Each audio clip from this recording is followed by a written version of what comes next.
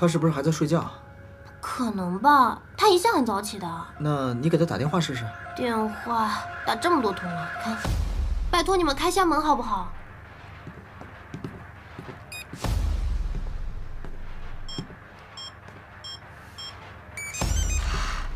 等一下，我来。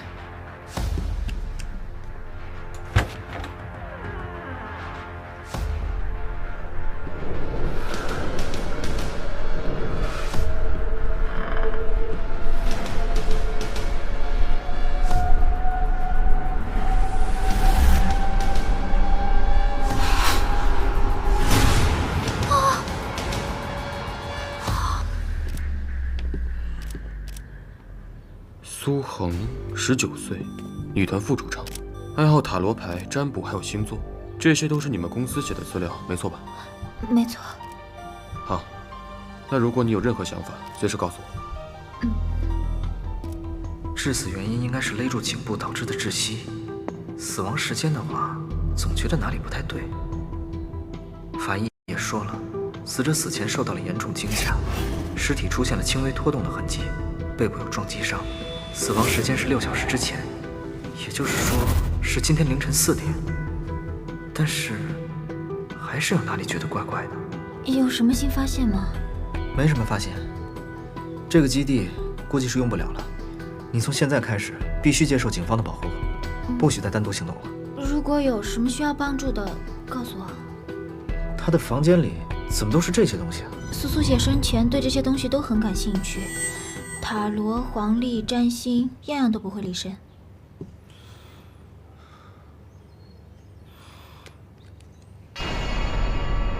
都是死神，不可能啊！该不会真的有鬼吧？如果这个世界真的有鬼的话，那坏人早就被鬼报复死了。这一看，就是被替换掉的。替换这个干什么？我猜是为了让他害怕。可是害怕管什么用啊？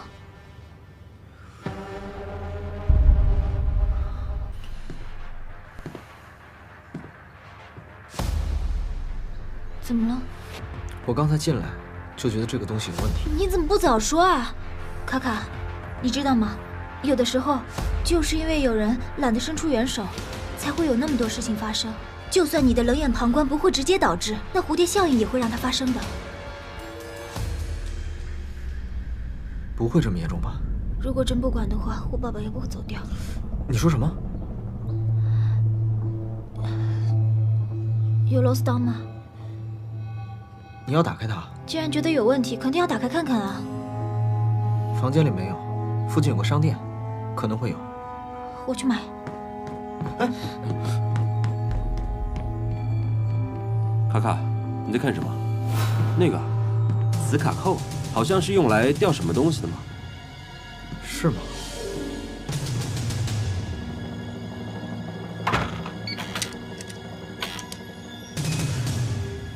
这个跟其他的装修风格也太不一致了。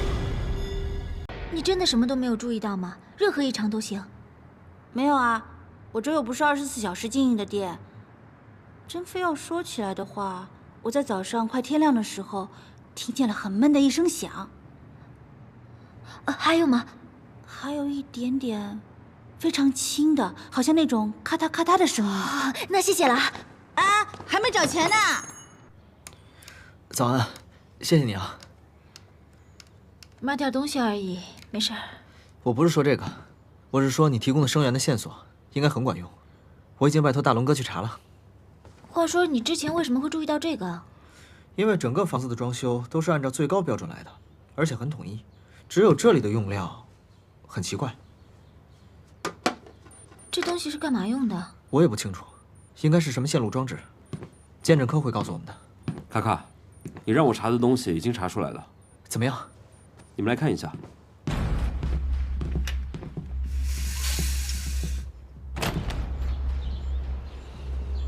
声音应该是这里传出来的，这应该是一个简单的机关。至于有什么作用，我目前暂时还不太清楚。是凶器。凶器？确切的说，是被用过的凶器。应该是将人勒死之后，顺势收到了这里。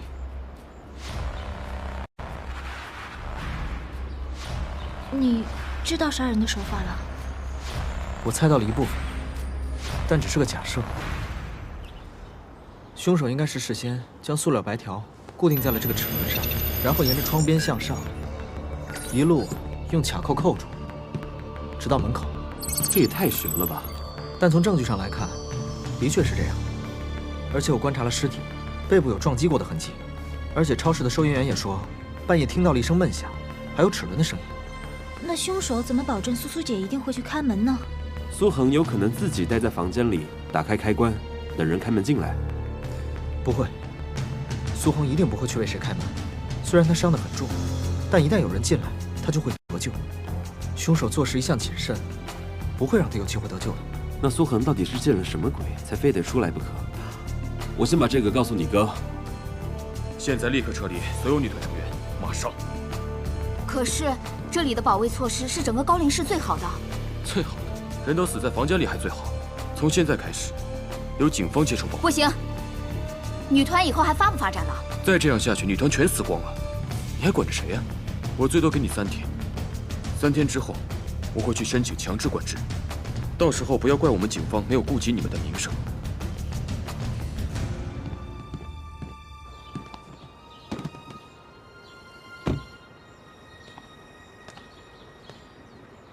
哥，我发现一些线索，想跟你分析一下。这个事情交给我们处理吧，你们先回去休息，多陪陪他。好。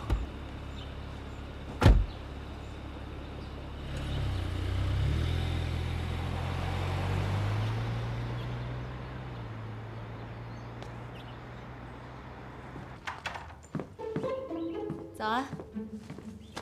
哟，早起还是没睡啊？当然是没睡，怎么会早起呢？我也是。那大侦探们有什么新发现吗？之前在电闸上发现的东西是中央空调线路上的电流更改器，可以进行短距离的无线控制。但是那是大龙哥发短信告诉我们的，除了那个，我们什么线索都没有找到。没关系，破案这种事情不能着急，慢慢来。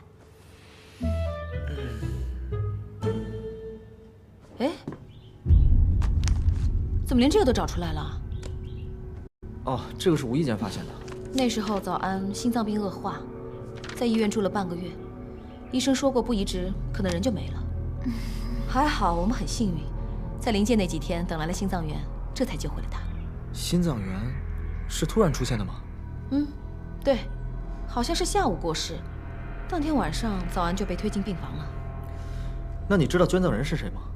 这种事情一般是双盲的，我不知道他是谁，他也不知道我是谁。不过我知道他是个男的，因为我在手术室外的时候，依稀听到他们说了 he， 而不是 she。哦，对了，邱子明怎么样了？还混着呢。这怎么会睡这么久啊？不知道，伤的根本就不重，按道理来说早就该出院了。但是所有的指标表示的确是昏迷。他真的没有装睡？从医学的角度来说，不可能，除非他是……啊，糟糕，上班要迟到了，大侦探们加油！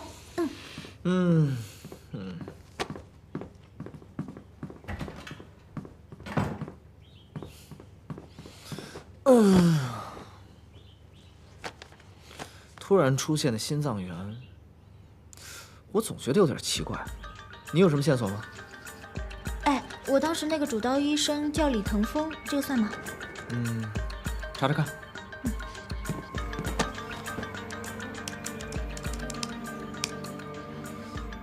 李腾峰，后天你就进行大手术了，可当事人还在美国参加论坛，这不合理啊！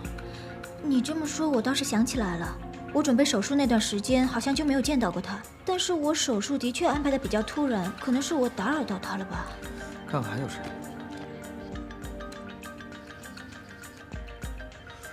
汪池，我查过第一医院的医生名单，没有汪池这个人。如果一个医院的手术技术过于鲜明的话，那就有可能会出现其他医院的人过来一起实习。不对，怎么？查查汪池这个人。查无资料。李腾峰才刚下飞机没多久，你的手术就应该开始了。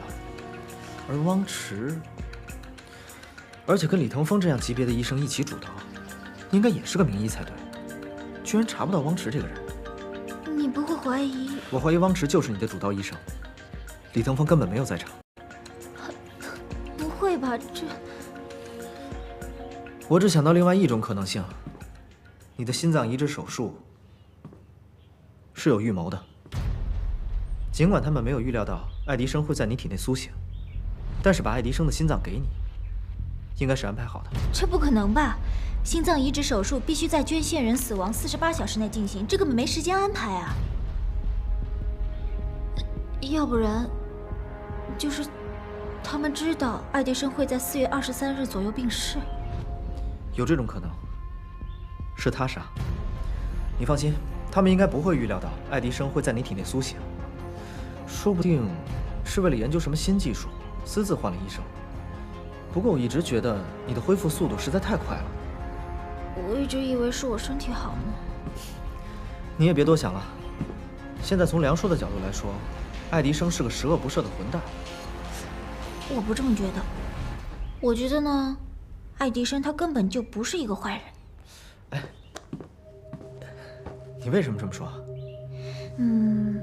心脏一次，录音室一次，这么算下来，他都救过我2次了。你知道吗？他们都说我根本活不过20岁，所以我根本没有想过20岁以后的任何生活计划。所有人都担心我的身体，还有我爸爸，他也因为那件事情入狱了。但是我觉得，一个人能拿心脏来救我的命，这样的人他一定不是坏人。好了。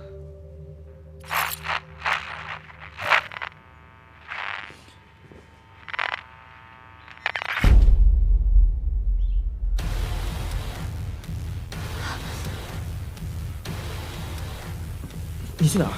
救人啊！你知道地址吗？地址？他不告诉我们地址吗？他应该是要我们自己找。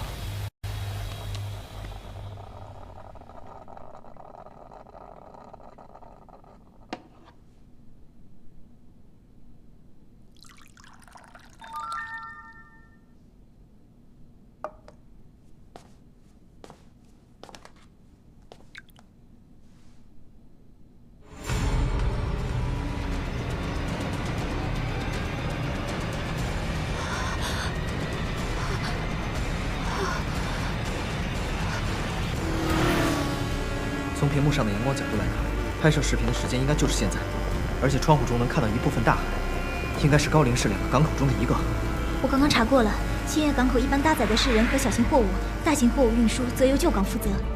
这有4、5个不同的仓库，其中2个就在新叶港口附近。这2个仓库在新叶港口两端，我们必须确定一个再去。好像是鸣笛声，但是和平时听到的又不太一样。早安，你听到的是不是这个声音？对，就是这个。就是这儿了，走。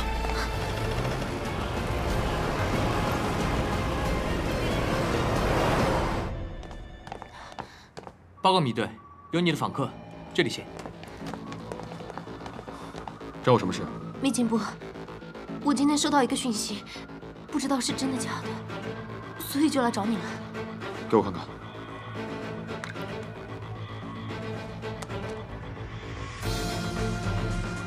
什么时候收到的？就在刚才。拿去给鉴证科看一下这个视频是从哪里拍出来的。是。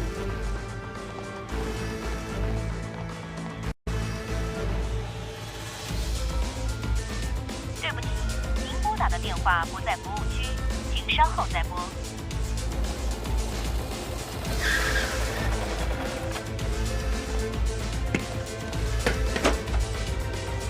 林舒瑶，林舒瑶，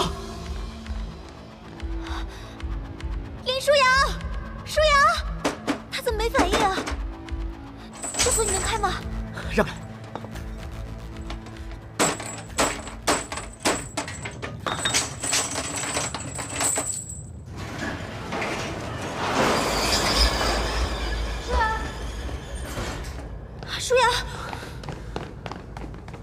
早安，这有炸弹，会随时爆炸。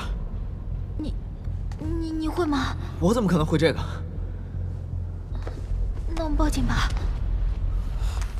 不行，这里没有信号，而且我怀疑这个炸弹上面有热感装置。当我们开门的时候，这个装置就启动了。只要我们离开，炸弹就会随时爆炸。难道我们所有人都要死在这儿吗？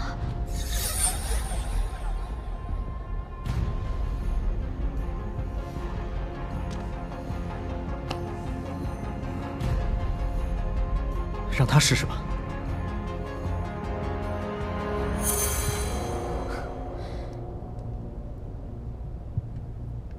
定时炸弹。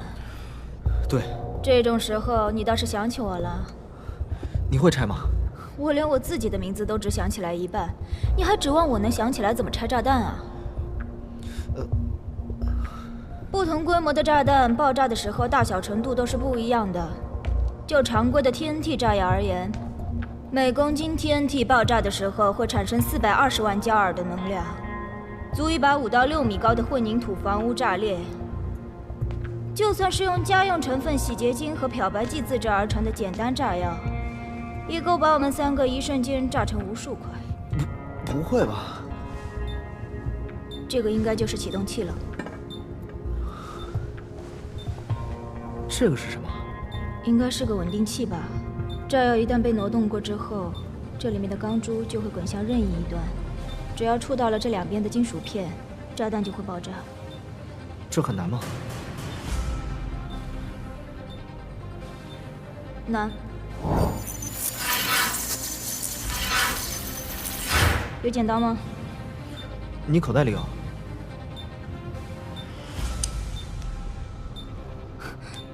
你让一个女孩带这个，其实做的不到位啊。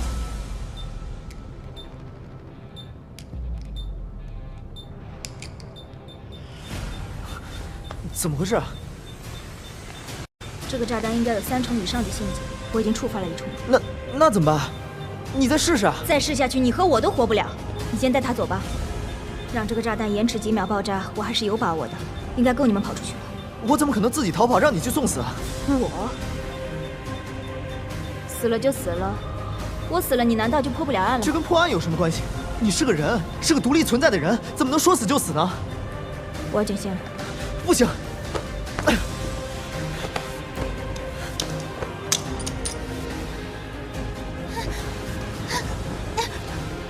救命！这不是在救我？早安，你来救我了。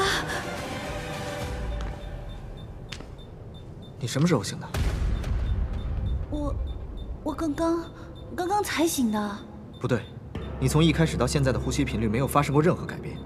如果你现在是醒的，你刚刚绝对没有昏过去。我没有理由要骗你啊。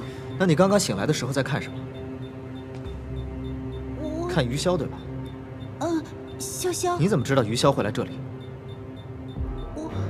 我是听凶手说的。早安，凶手说要报复女团，把我们所有的人都叫过来。你见到凶手了？我没有，他绑架的时候把我的眼睛蒙起来了，我只听到声音，好像是个年轻的男人，好像也不是很年轻。我可以把我知道的都告诉你们，我们都没法离开这里了。你怎么知道我们逃不出去啊？因为炸弹解不了，就算我们想改变电路，延迟炸弹爆炸的时间也不可能。炸弹一定会爆炸的。你怎么知道不可能？因为他就是装炸弹的人。这个炸弹没有办法移动，而且上面有热感装置，也就是说，装炸弹的凶手也没有办法离开仓库。可他自己也会死在这儿。对，他从一开始就没有想离开这里。他的目的就是想把我们3个一起炸死在这儿。老米，找到了，在兴业海港26号仓库。一开始我就有些怀疑，施代柔死的那一次，凶手打电话至苏恒房间进行恐吓，但苏恒的房间号码，当时只有你们女团的人才知道吧？那只是一个范围而已，跟我有什么关系啊？苏恒的案件里面，当时他的房间电闸箱里有个信号接收器，那个接收器那么小，范围一定有限。早安跟余潇都在走廊的另一头，而你就住在他的隔壁。可是房间是他自己选的呀。他一个出门都要看黄历的人，想要他住哪个房间也太容易了。你还有什么其他的线索吗？目前来看，就这么多。你要知道，就这么点线索，可是连拘留都没有办法的。信号接收器上有你的指纹，怎么可能？不信的话，警局明天就会出报告，他们的指纹绝对和你的能对上。不可能，我当时明明戴了手套的。我录音了。只有口供是没有用的。不是说了吗？我有你的指纹啊！你给我下套！不对，你是要做伪证？怎么能说是伪证呢？我只不过是把你手套上的指纹粘下来，再粘过去而已。这么轻松的事情，你就在警局等我的好消息吧，小泽安。我没想到你居然会……他教我的。尼卡卡，我的确是忽略了你的存在。你从小就一直在夏早安身边帮着他，我早就该都料到了。像你这么聪明，我迟早会被发现。看来你是承认了。承认了又怎么样？过不多久，炸弹就会爆炸。等一下，我们都得一起死。还没有结束，余潇不是还没来吗？他在接收到你的信息之后就没有过来，多半是去警局了。报警？就算过来了，顶多也只是多几个人陪葬而已。你就不怕死吗？怕死？我从加入 AU 女团等的就是这么一天，我庆祝都来不及呢。我为什么要怕？那你就这样放过余潇了？我的确不能放过他。不过，我又不是自己一个人，不是还有邱子明吗？果然，他是你的帮凶。答对了，但你们又能怎么样？他马上就要被无罪释放了，你觉得他还会帮你吗？他是我姐姐的粉丝。早安，你也肯定见过几个愿意为你疯狂卖命的狂热粉丝吧？你刚刚说你姐姐傅小静吗？没错。虽然我们从小不在一起长大，但这并不妨碍她是我最好的姐姐。她这么好，这么可爱，你们这群杀人犯凭什么把她从我身边带走？警方已经提供了傅小静的死亡证明，说她是一个人在独自上山的时候被盗猎者用榴弹射死的。借口，这些都是借口。当时去稻河村的人又不止我姐姐一个人，你们真的什么都不知道？真的来不及救他？真的没办法阻止吗？尸体是第2天找到的。第2天？你们要真想找他的话，他不可能会死。所以，你想让女团的所有人都死？我就是要你们死，你们一个个死，全都得死。我说米卡卡，如果你从那么早就开始怀疑我，为什么还要来这个房间呢？不如让我自己在这里待着就算了。凶手应该交给司法机关进行处置。你被枪决，属于判刑。但如果你一个人死在这里，就是另一场凶杀案。这有什么区别吗？没有人有滥用私刑的权利。这个世界需要遵守法律。现在没什么法律可循了，你快走吧，我来陪这个疯子就好。不行，我不能丢下你。随你便吧，反正没多少时间了。你刚跟我说，这个炸弹有3重陷阱，根本拆不开。对。虽然我不会拆炸弹，但我愿意赌一把。你要是赌输了呢？赌输了的话，我们的尸体会被炸到房间的各个角落，分也分不清是谁，就让家属来领骨灰了。那还是合葬吧，免得1人1半怪怪的。好。你就这么信任他？相信自己的同伴很奇怪吗？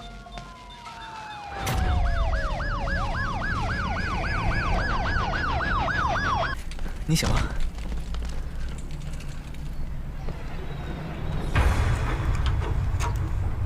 把现场封锁起来，里面再搜一次，都仔细一点。是。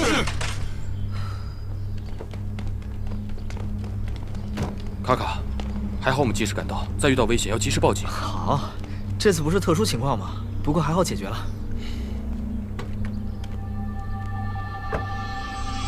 早点回家，啊。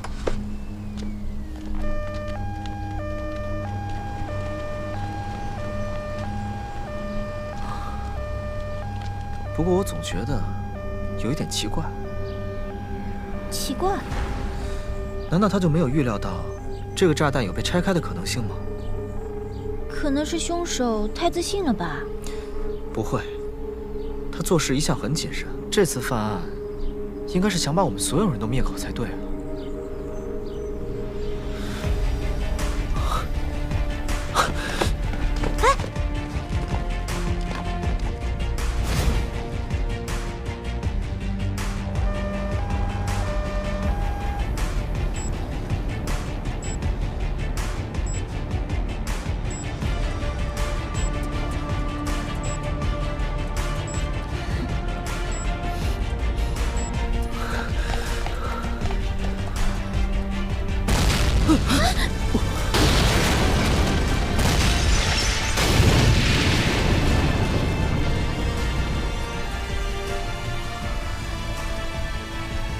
太可怕了！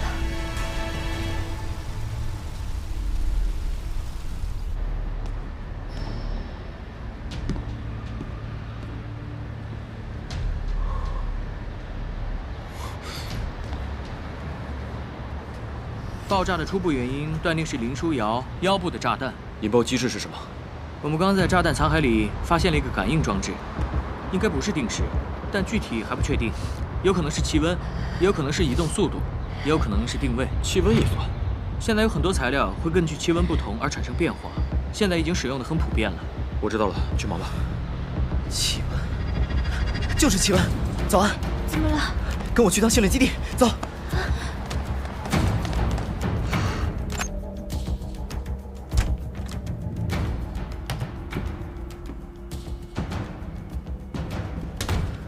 早安。我有一个新的发现。啊？你怎么了？所以你说的新发现是什么？在那儿。你动它干嘛？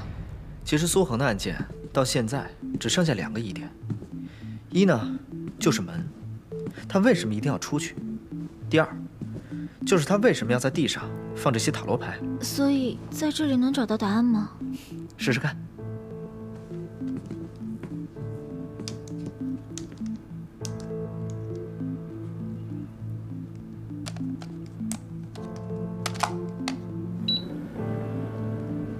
怎么回事啊？开始降温啊！降温？只是降温就可以了吗？还需要再等等。我以前一直在想，为什么苏恒一定要从这个房间跑出去？那你想出来了吗？其实问题很简单，就是让苏恒害怕，让他觉得这个房间不安全。因为房间里面太害怕了，所以才会想都不想就往外跑。真聪明。还有呢，就是这个塔罗牌，一看就是被凶手调过包的，每一张都是死神。我想凶手的目的就是为了让苏恒在给自己占卜的时候看到这些死神感到害怕，而苏恒呢，摆这些塔罗牌阵，可能就是为了安抚自己的心情吧。所以苏苏姐当时到底经历了什么？应该很快就知道了。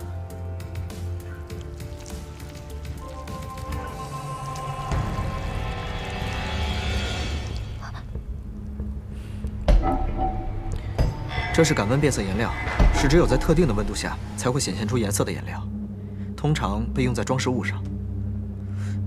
早安。所以我觉得凶手应该是事先对空调做了手脚，然后在室外控制室内的温度，到了晚上便开始降温。我想任何一个人晚上在房间看到这样的场景，应该都会害怕，甚至崩溃吧。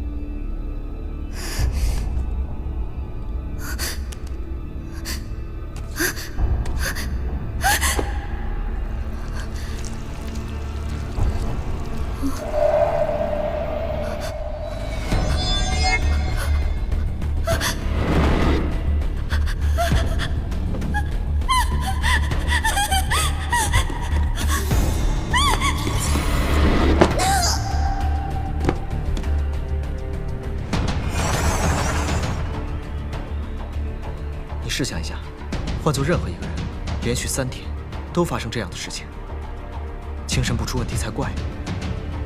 说不定连你都会。哎，早安。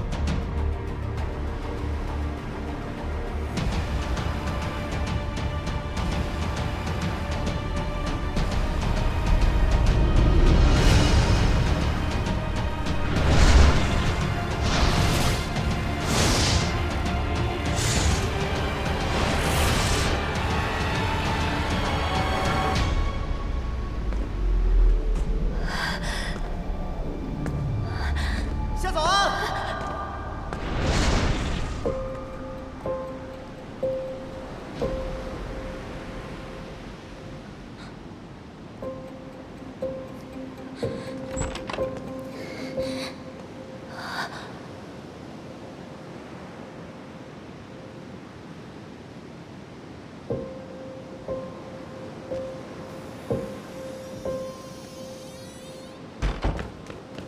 早安。别看了，很没用。你说他一个人躲到房间里去了？意识空间很模糊，刚才在他小时候的一个房间，我怎么叫他，他都不出来。那这怎么办啊？强行把他拽出来。不行，那就只能是帮他把问题解决了。这些炸弹后来被挪到哪儿去了？据说被拿到海上去引爆了，海浪炸起3米高。按说这个炸弹跟林书瑶身上是一样的，应该是一致的，要不然救护车也不可能被炸了。那你来这儿做什么？东西已经全被清空了。我来看看有没有什么关于炸弹的线索嘛。如果能找到炸弹的来源，凶手的名字我就知道一半。炸弹的线索怎么找？一般只要不是家里自制的炸弹，都会有固定的设计模式，在主要的部件上也能找到它们的型号和编码。一个炸弹有这么多体系？孩子，你不懂得多着呢。那可是你要查出型号跟编码，得先有个炸弹才行啊。你，哎。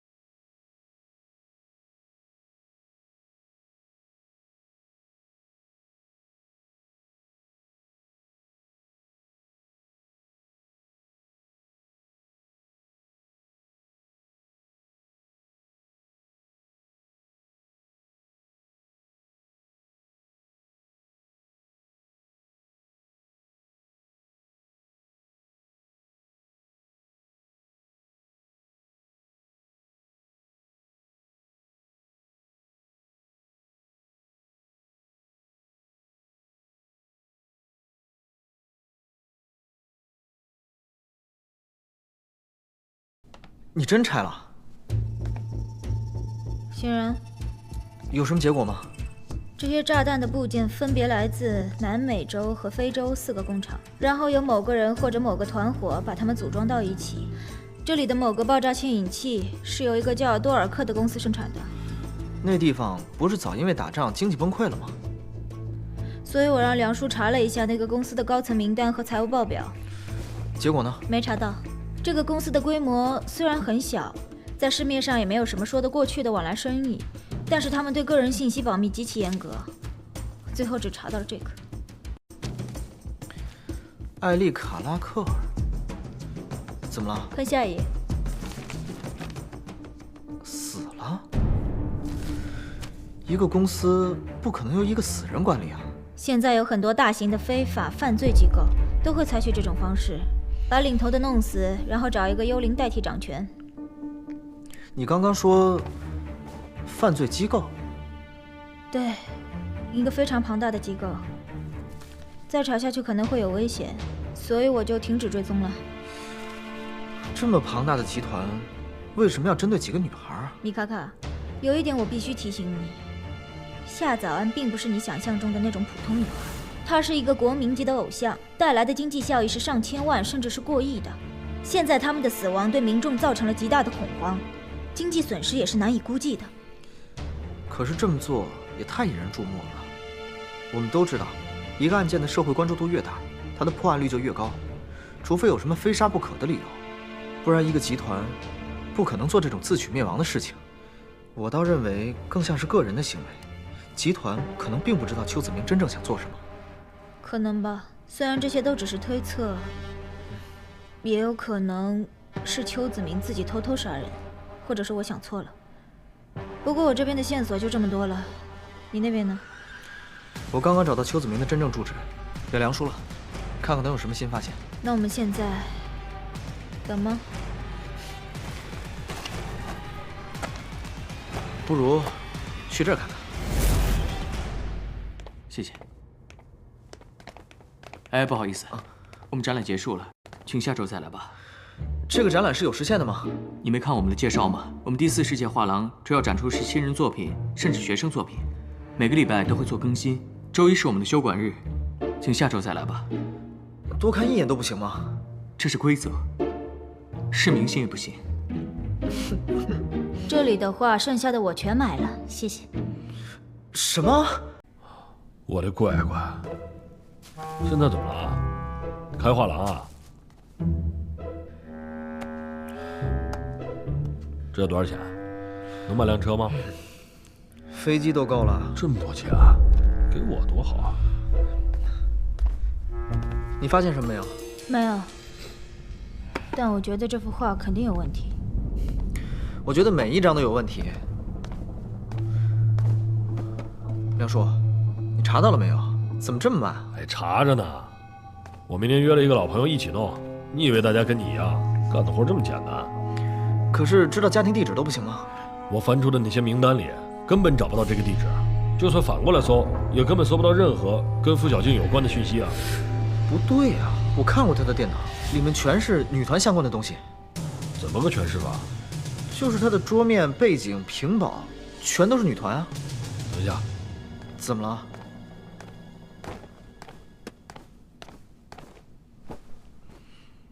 你看这个，理工科男生的桌面就要像艺术类女生的化妆台，干干净净、整整齐齐的。这是你桌面啊？嘿嘿，早安呢？嘿，真有意思。像我们就会把文件夹藏在这种地方，怎么可能放在桌面上？那你的意思是，邱子明是故意给他们看到的？正确。这么说的话，他早就准备好了。那其他的线索都是假的？我知道了。怎么了？怎么？这幅画其实是一串密码，这些数字均匀分布在几个地方。如果能将它们像网格一样分割成横竖线段的话，那么这些数字应该会对应着某些字。梁叔，你有没有透明的白纸？有。但是我们还需要一个能对照的蓝本。应该是这个。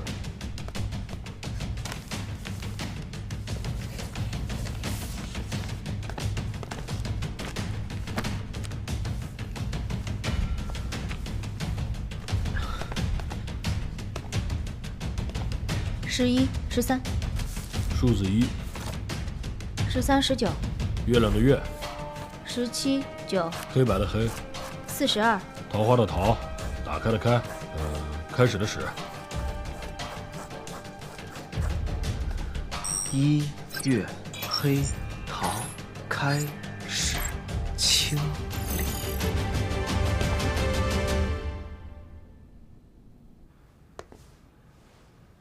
你是因为这个视频而感觉到焦虑、惶恐，所以打算继续接受治疗，是吗？是的。但我实在看不出这个视频有什么问题。你愿意告诉我你的感受吗？医生，你可不可以保证不把我说的话告诉任何人？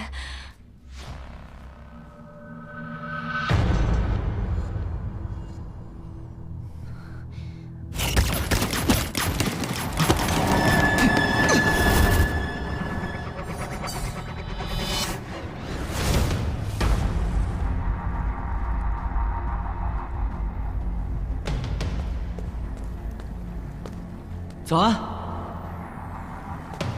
谢谢你救了我。你在这里做什么？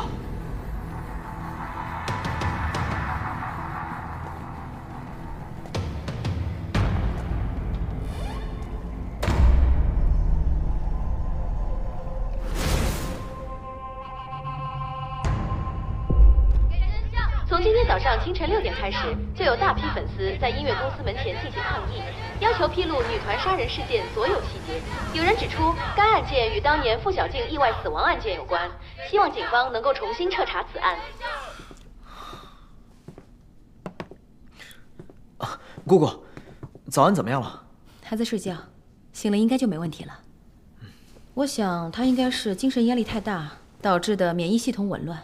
这2天我帮他请了假，让他好好休息一下。但如果之后还有问题的话，可能就需要精神科医生的介入了。怎么会这么严重啊？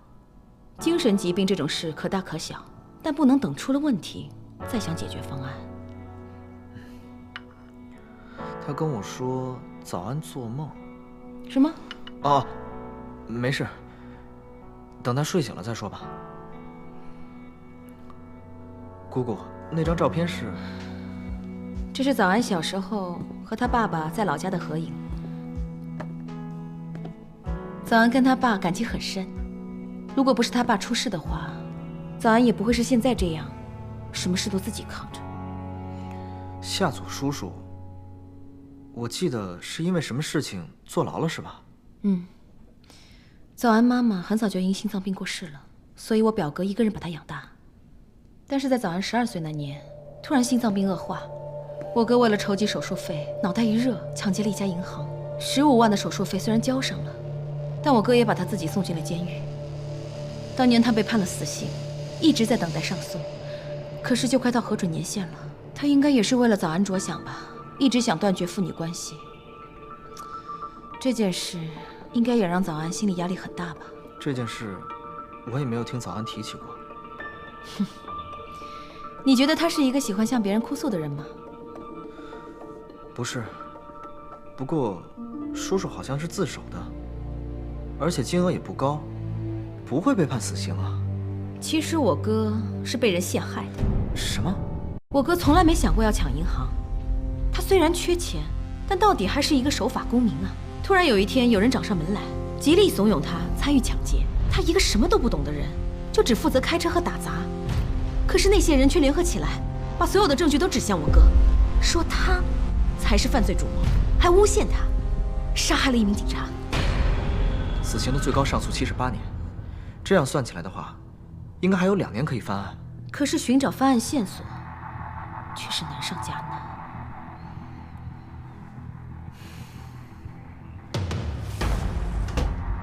哎，早安，你醒了？感觉怎么样？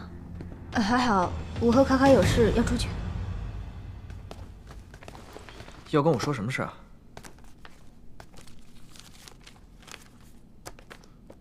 这不是那天看过了吗？怎么？我可以说我在看到这句话之后想起了很多东西，但是我必须从头说起。说吧。你知道 ICIA 吗？国际重案调查联盟是一个由主流国家组成，但是不被政府公开承认的特殊组织，坐落于瑞士洛桑，长期游走在法律边缘，执行特殊任务。虽然饱受争议，但是一直在逮捕重刑罪犯，做出了突出贡献。懂得还挺多。哪个男人没有做过几年英雄梦啊？我还想过加入 FBI 呢。FBI 可没 ICIA 有意思。哎，你什么意思啊？我2009年入职 FBI， 3年后被引入 ICIA， 担任特别调查员。跨国特工、国际刑警，我随你怎么想。总之就是负责调查大型跨国犯罪集团的人。你不信？如果你身边有一个失忆的人，对你说他是007，你信吗？那你说我哪儿学来的拆炸弹？商场顶楼的补习班吗？好吧，我只是暂时不能接受。我在 ICIA 执行任务的时候用过它。那你怀疑这是 ICIA 的人？不可能。ICIA 虽然全都是疯子，但他们不可能犯罪，尤其是犯罪对象还是一群女孩。那究竟是谁会接触这种东西？扑克牌。扑克牌是什么？这是一个组织，所有成员都会以扑克牌的花色作为代号，所以他们称为扑克牌组织。关于这个组织的具体情况，我还没有想起来，但是有一点我可以肯定，他们的庞大程度，你难以想象。你的意思是，这一切的幕后主使都是扑克牌组织？那林书瑶和邱子明，谁是这个组织的人？我已经检查过了，林书瑶身上的炸弹是靠电波引爆，一旦连接上手机上的信号，它就会在规定的时间内爆炸，而那个信号屏蔽仪，它在打开的时候会激活林书瑶身上的那颗小型炸弹，同时也能屏蔽电波的发射。不过，一旦林书瑶离开了控制范围，那个炸弹就会开始计时，并在规定时间内爆炸。你的意思是，邱子明，那个维修工？扑克牌组织的成员遍地都是，涉及范围也很广。这样想的话，邱子明能弄到炸弹，并且肆无忌惮的犯罪，也不是不可能。照你这么说的话，邱子明这么厉害，怎么还会受到林书瑶的控制呢？等一下，这个和夏佐叔叔的情况有点相似。早安的爸爸？对，我听早安的姑姑跟我讲，夏佐叔叔在为了给早安做手术筹钱的时候，被怂恿参与了一场抢劫。虽然只是个开车的、打杂的，但是却被真正的凶手陷害成了主谋、杀人犯。那照你这么说，邱子明就是主犯。但我们需要证据。我查到了。哎，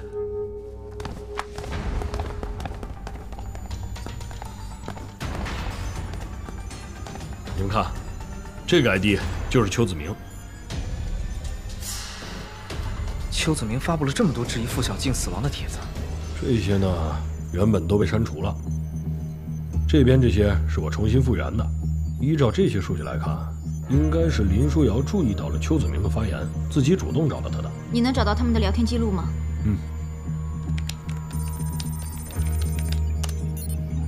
在这里。你觉得傅小静的死有问题？当然，你也这么觉得。我看过你的分析，觉得很有道理。我一直在追寻这件事情的经过，我觉得真的有问题。不如我们聊聊吧。好啊，不过别在这儿，我们找个地方。但是只要一讲到重要线索，两个人就开始约线下见面了。林书瑶说话也是一直藏着掖着，一个关键词都没有。从聊天记录上来看，他俩见面的时间距离现在实在太久了，很难找到证人。你找一下邱子明的最早发帖日期。啊，好。2019年7月26日。再找找林书瑶的。你们看，林书瑶的发帖日期是2019年7月24号。这个帖子的大致内容是质疑傅小静的死亡，并且表明了自己就是她妹妹。但是这个帖子在3小时之后就被删除了，不过也不排除没有人看到的可能。果然，邱子明是知道林书瑶的需求之后故意发的帖子。为了引起他的注意，好让自己成为他的帮手。没错。这么说的话，邱子明作为主谋，不可能这么轻易就被抓了吧？如果他是故意被抓的话呢？你的意思是，邱子明昏迷的原因不是一直不详吗？如果他把这些事情都让林书瑶一个人做完，直到他死，然后他再醒过来，那这些事情就和他没有关系了。这么想的话，到现在他也应该醒了。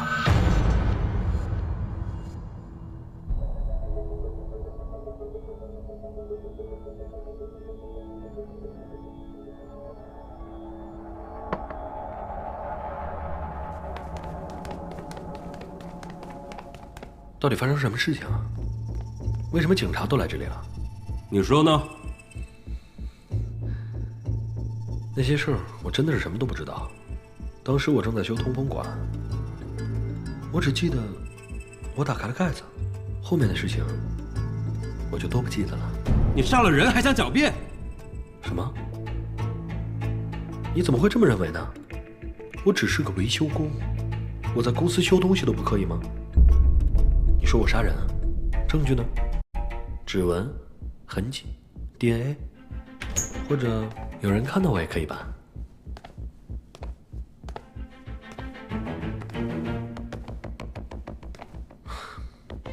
谢正荣不是你杀的，不是。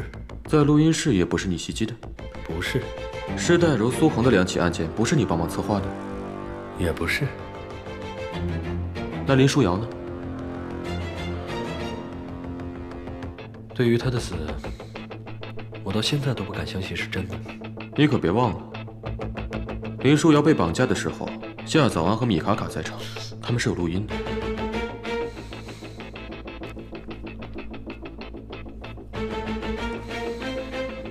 什么录音啊？给我听一下。录音是证物，想要听啊？欢迎啊，跟我回警局。我怕你们根本就没有什么录音吧？想抓我回警局，刑讯逼供。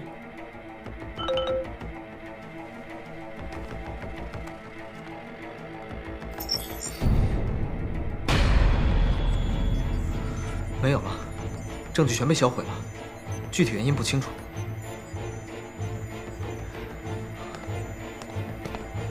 你这边怎么样？不行，都被删除干净了，包括前2天找到的林书瑶和邱子明的聊天记录。为了安全起见，我已经全部断开了链接，还好没有被追踪到。怎么样？录音呢？没有就不要装了。就算他只是个从犯，你也不能让他就这么跑了吧？我知道，但没有证据，我们连拘留他48个小时都做不到。他家肯定有线索，可是他一点犯罪痕迹都没有，下不了搜查令，这是规矩。我们一定要按规矩来吗？不照规矩，跟他有什么两样？我们有资格抓他吗？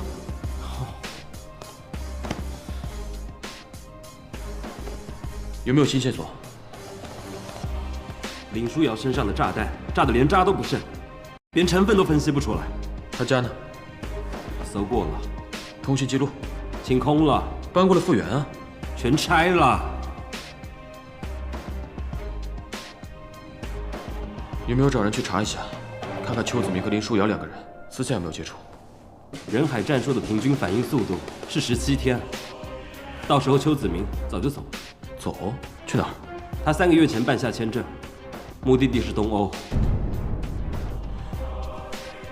一下飞机就撕护照，假扮成国际难民，又来这种套路。有没有办法把他拦下来？我们是移民城市，向来都是鼓励跨国行的。但如果我们再不做点什么，他在高陵最多就只会再待20个小时。20个小时，就没有别的办法了吗？看来他们早有准备。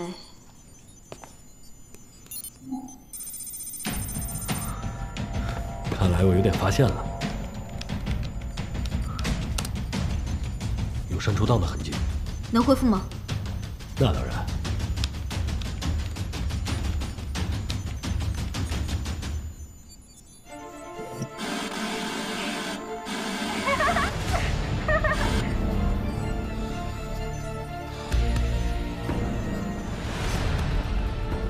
什么时候发现的？10分钟前有人寄来这封匿名举报邮件。这东西有什么问题吗？这是付小静多年前拍摄的影片，目前没有公开样本，所以我们推测应该是女团成员出去玩的时候私底下拍摄的。举报人说，上周3他收到这封邮件，当时不知道里面是什么。当他发现是 AO 女团前成员的时候，选择将这封邮件寄给警方。举报人是谁？怎么会收到这种东西？对方不愿意透露姓名，但他邮箱账号是2515。女团几个人的邮箱账号分别是2511到2514，还有林书瑶的是2516，所以我们推测是寄错给他的。寄错？怎么可能？寄错就寄错，重点是寄件人是谁？他寄这个东西是要干嘛？寄给女团？恐吓吗？先这么认为吧。能查到寄件人吗？举报人给我提供了一串 IP 地址，我们简单查了一下，最后锁定对象是邱子明。机票已经安排好了，签证也已经处理完了。那就行了。邱子明先生，刚才我们收到了一封邮件，有人匿名举报你借过付小静的视频给其他女团成员，这个你不会否认吧？我承认，我以前是付小静的粉丝，但是不对。什么不对？不对，这不可能的。我是病人，你们不能把我带走。哎，毕竟不，我记得病人是可以申请就医的。好啊，没关系，你可以继续住在这里，只是你得带上这个。